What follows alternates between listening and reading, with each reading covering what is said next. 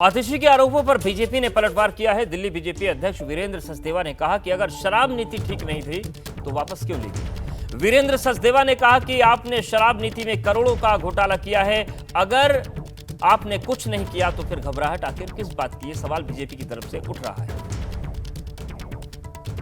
हमारे साथ मौजूद हैं दिल्ली बीजेपी अध्यक्ष वीरेंद्र सचदेवा जी, आइए उनसे बात करते हैं।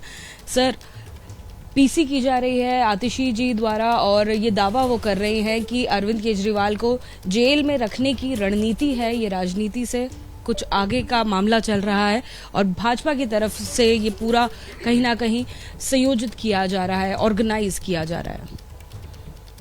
मुझे सिर्फ एक सवाल का जवाब चाहिए आतिशी से। अगर शराब नीति ठीक थी जो इन्होंने बदली और जैसे ही जांच एजेंसी ने जांच शुरू की तो आपने शराब नीति वापस क्यों ली? इस एक सवाल का जवाब दे दें। आप कह रहे हैं कि भारतीय जनता पार्टी पीछे लगी। अगर आपने शराब नीति में घोटाला नहीं किया होता तो कोई भी जांच एजेंसी क्यों आती? अगर आपने शराब नीति में घोटाला नहीं किया होता तो इन सब चीजों की बात करने की जरूरत क्या थी? आपने शराब नीति में करोड़ों रुपए का घोटाला किया है, इसलिए आपके उप मुख्यमंत्री 1 साल से ज्यादा हो गया समय जेल में बंद है, आपके सांसद जेल में बंद है।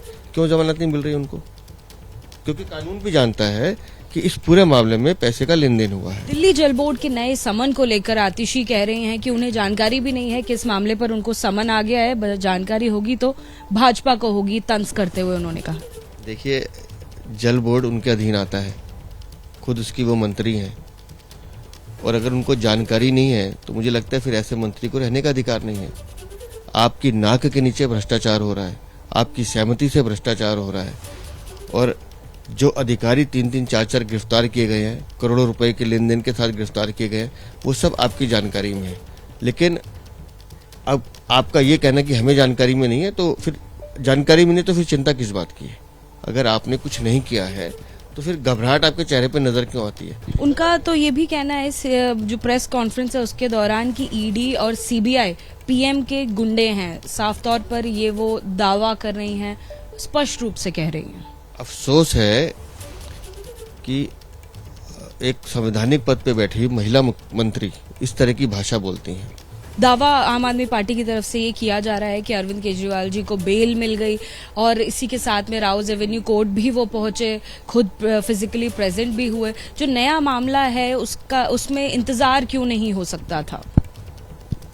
अगर आतिशी या उनका एक भी आम आदमी पार्टी का मंत्री एक कागज दिखा दे कि अरविंद केजरीवाल को शराब नीति घोटाले में बेल मिली है। शराब नीति घोटाले में तो अभी जांच ही शुरू नहीं हुई, अरविंद केजरीवाल सहयोग ही नहीं कर रहे। कल जो उनको बेल मिली है, जिस सम्मन को अरविंद केजरीवाल अब तक गैर कानूनी बताते रहे, उस सम्मन को उन्होंने कोर्ट में जाकर स्वीकार किया कि हाँ जी, धारा 174 में मैंने इसकी अवमानना की है, मुझसे गलती हुई है, ये सम्मन वैध है, मुझे जमानत दी जाए।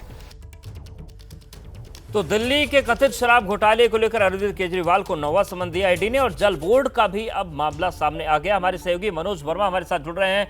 मनोज, अभी तक तो कथित शराब घोटाले का ही मामला था, अब जल बोर्ड का ही मसला सामने आ गया है।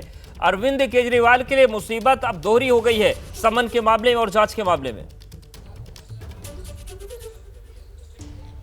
जी बिल्कुल, देखिए डबल मुसीबत हो गई अरविंद केजरीवाल के लिए। अब ये देखना भी होगा कि क्या कल अरविंद केजरीवाल जो जल बोर्ड वाले मामले में समन इशू किया गया है उसमें पेश होते हैं नहीं। इसके अलावा जो शराब नीति वाला मामला है उसमें 21 मार्च को पेश होना है, लेकिन जो जल बोर्ड वाला मामला है उसमें ये पहला समन अरविंद केजरीवाल को भेजा गया है और इसकी जांच पिछले काफी समय से ईडी कर रही थी। 2023 में भी इस मामले की जब जांच शुरू हुई थी तब उस समय भी काफी रेड्स हुई थी। इसके अलावा 6 फरवरी को ईडी ने जब रेड की थी जिसमें अरविंद केजरीवाल के निजी सचिव विभव के यहाँ पर रेड हुई थी और आम आदमी पार्टी के जो राज्यसभा सांसद है एनडी गुप्ता, उनके यहां पर रेड हुई थी और वो आम आदमी पार्टी के ट्रेजरर भी हैं। और जो पूरी जांच में सामने निकल करके आ रहा है वो ये आ रहा है कि 38 करोड़ रुपए का जो टेंडर था वो उस कंपनी को दिया गया जो कंपनी एलिजिबल नहीं थी और उसके बदले घूस खाई गई और जो घूस का पैसा था वो आम आदमी पार्टी के इलेक्शन फंड में गया। इसी की जो जांच है वो ईडी की टीम कर रही है, क्योंकि जो अरविंद केजरीवाल है वो आम आदमी पार्टी के प्रमुख है, इसी वजह से ईडी उनसे पूछताछ करना चाहती है। अब ये देखना होगा कि अरविंद केजरीवाल कल ईडी की पूछताछ में शामिल होते हैं या फिर नहीं होते। बिल्कुल, ये एक बड़ा सवाल है। बहुत धन्यवाद मनोज, आप हमारे साथ जुड़ने के लिए, जानकारी और अपडेट्स को देने के लिए।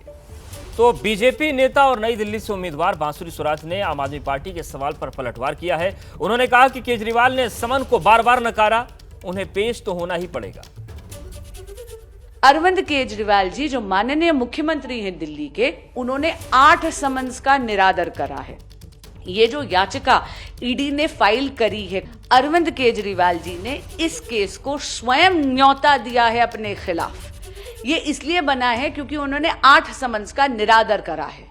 तो मेरा आग्रह है अरविंद केजरीवाल जी से कि नवंबर 2023 से ईडी प्रयास कर रही है और आपको कह रही है कि आप जांच में जुड़िए। मैं भी एक वकील हूं, कहना चाहूंगी अरविंद केजरीवाल जी से कि जाइए जांच में जुड़िए, क्योंकि जब जब आप समन का निरादर करेंगे तब तब नया अपराध आप के खिलाफ बनता रहेगा।